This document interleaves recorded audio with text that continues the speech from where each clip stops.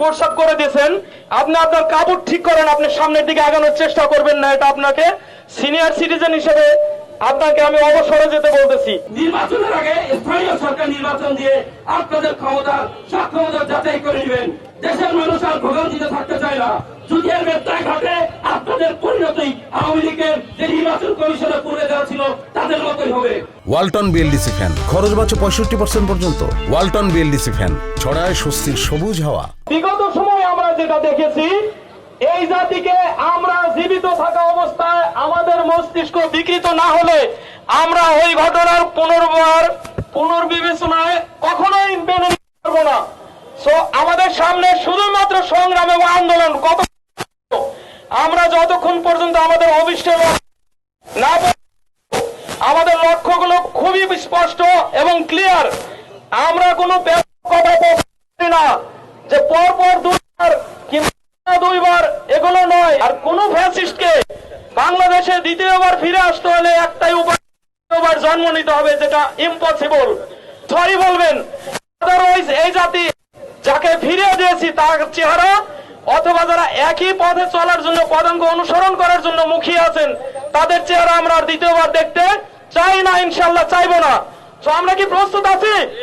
আমরা প্রস্তুতির ওই পর্যায়ে পর্যন্ত আছি যতক্ষণ আপনি চেষ্টা করবেন, যেখানে চেষ্টা করবেন, যেভাবে চেষ্টা করবেন, চেষ্টার মধ্যে কোন প্রকারের অবৈধ কিছু থাকলে আমরা সেখানে আছি ইনশাল্লাহ।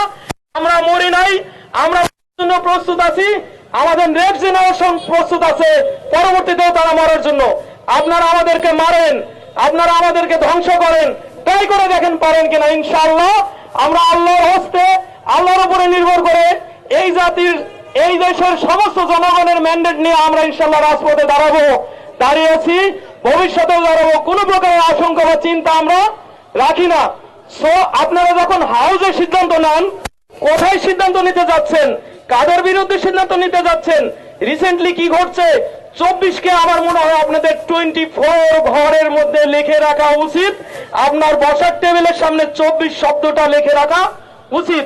এটা আমার তরফ পরামর্শ। আপনি এতদিনের চেষ্টায় 16 বছরের প্রেসারে যেহেতু আপনি প্রস্তাব করে দিয়েছেন, আপনি আপনার কাপড় ঠিক করেন, আপনি সামনের দিকে আগানোর চেষ্টা করবেন না। এটা আপনাকে সিনিয়র সিটিজেন হিসেবে আপনাকে আমি অবসরে যেতে বলতেছি। ভালো চিন্তা থাকলে আপনাদের মধ্যে বাছাইকে তো যদি চিন্তা করতে পারে, জনগণের চিন্তা করতে পারে, তাদেরকে সামনে দেন, আমরা ওয়েলকাম জানাবো। সকল প্রকারের ভালো পরামর্শ, সকল প্রকারের সুচিন্তার সংস্কারের জন্য আমরা আছি।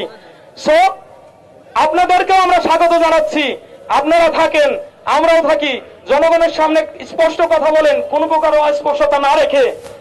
দেখেন জনগণ কাকে গ্রহণ করে, দেখেন জনগণ কিভাবে গ্রহণ করে। বিগত সময় আমরা ফেরত যেতে চাই না, এটাই আমাদের শেষ মেসেজ। আমরা সামনে যাব, ভালোর দিকে যাব। আমাদের প্রত্যেকটা দাবি আমাদের আদায় করে নিতে হবে। এই 54 বছরের স্বৈরাচারী সিস্টেম আমাদের কোন নাগরিক অধিকার এতদিন পর্যন্ত দিতে পারে নাই। আমাদেরকে তারা কখনোই তা ফিরে দিবে না। একদল 17 বছর ধরে লুটেছে, আরেক দল লাখ পোহালেই ক্ষমতার ভাব ধরে আছে। আজকে আপনারা তো ভয় পান কেন স্থানীয় সরকার নির্বাচনের প্রশ্নে? স্থানীয় সরকার নির্বাচন দিয়ে আপনাদের পপুলারিটি যাচাই করুন। এত বড় বড় কথা বলতে চান না। 16 বছর আপনাদের প্রস্তাব কি আটকে রেখেছিলেন? আজকে প্রস্তাব করলে আমরা ভেসে যাব? ওই দুদু সাহেবদের বলতে চাই, ওই মির্জা আব্বাসদের বলতে চাই, জাতির সামনে দাঁড়ান, রাস্তায় দাঁড়ান, জনগণের সামনে দাঁড়ান। আপনাদের গায়ে ওই সুন্দর সাদা সফেদ পাঞ্জাবি থাকবে না। ভোটের রাজনীতিতে মাঠে আসেন। আপনারা এই বিপ্লব ঘটান নাই, আপনারা স্বীকার করেন আর না করেন আমাদের কিচ্ছু আসে যায় না। আমরা এই রকিব মার্কা এই নির্বাচন কমিশন আমরা চাই না। আমরা ওই স্বৈরাচারী সংবিধান আমরা চাই না। আমরা এদেশের নতুন সংবিধান প্রণয়ন করে পুরাতন সংবিধান ছুঁড়ে ফেলে দিয়ে নতুন সংবিধানের আন্ডারে ইসি গঠন করে আমরা স্থানীয় সরকার নির্বাচন সবার আগে চাই। এর বাইরে কোন নির্বাচন এই দেশে হতে দেয়া হবে না। আমরা যে বিল্ডিং এর সামনে দাঁড়িয়ে আছি, এই বিল্ডিং এ কিছু রয়েছে বিগত ফ্যাসিস্ট সরকারের দোসররা। তারা আজকে এই দেশকে নতুন ভাবে অস্থির করতে যাচ্ছে। তারা যে নির্বাচনের যেই বৈধতা দিয়েছে, সেই নির্বাচন তো এই দেশের জনগণ অবৈধ করে দিয়েছিল। তাদের রায় কোথায়? তারা জনগণের রায়কে অবজ্ঞা করে তারা নতুন করে রায় দিয়েছে। আমরা এটার ধিক্কার জানাই।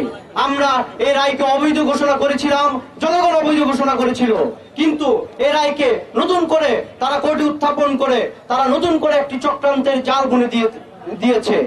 সুতরাং আমরা এই অবৈধ রায় আমরা মানি না। যতক্ষণ পর্যন্ত আমরা এই নির্বাচন কমিশন পুনর্গঠনের কোন রূপরেখা না পাবো, ততক্ষণ পর্যন্ত আমরা আমাদের অবস্থান কর্মসূচি এবং বিক্ষোভ চালিয়ে যাব ইনশাআল্লাহ। আমরা বরাবরই সরকারের কাছে দাবি জানিয়েছিলাম এই সব সিস্টেম পুরনো বন্দোবস্ত বন্ধ করে নতুন সিস্টেমে পথ চলার জন্য।